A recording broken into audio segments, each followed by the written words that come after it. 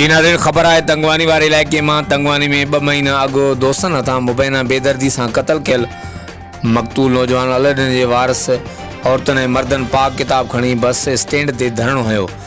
मक़तूल जी माउ विलायता खातून अलाउद्दीनी करीम बख्श रहीम बख्श ऐं ॿियनि धरणो हणी रोड ब्लॉक कयो। मुतासिरनि चयो त 2 महीना अॻु मक़तूल के बेदर्दी से दोस्तनि घरां सॾे क़त्ल करण बाद पानी के तलाउ में उछलायो, जंहिंजा कातिल पुलिस गिरफ़्तार करे गरी रिश्वत बाद SHO मौला बख्श बुगटी छॾे ॾिना।